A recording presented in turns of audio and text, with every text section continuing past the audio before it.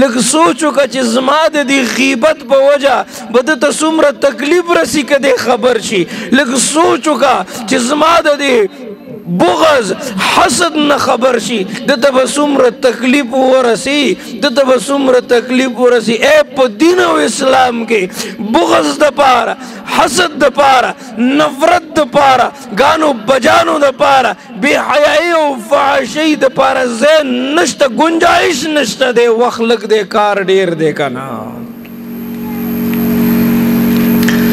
مثال همدغه سرکشه طالب علم دی، پیپر ته ناست دی، قلم یې په خوله کې نیولی دی او کله هغه دیوال صحیح کوي او کله هغه دیوال صحیح کوي. او چې کله د پرچې ټیم ختم شو، 3 ګنټې وې، اوس ممتحن اگزامینر د ده نه انسر شیټ راکاږي، بس ختم، د ټایم از اوور، ختم. دی بیا هغه ته وایي ورېږه دا سوال لیکم، دا سوال لیکم. نو بیا خو ټیم نشته که نه، په تیار جنگ کې خو اسونه نه سربیږي.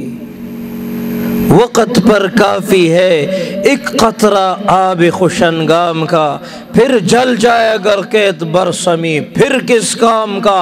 اس ځواني ده، اوس د سترګو نظر دی، اوس صدقه کولی شي، اوس لاسو کې زور دی، چا سره خیر خواهي کولی شي، اوس اوښ کې وچولی شي.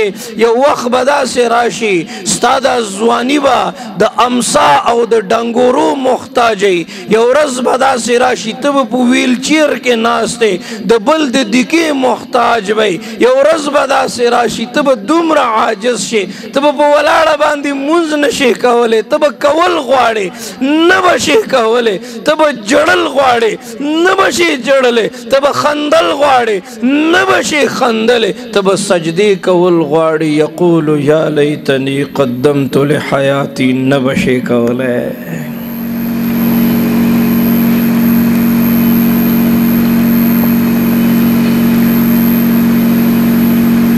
یا ایها الانسان ما غرک بربک الکریم. تشی په دومره غرور کې اچولی. فأين تذهبون؟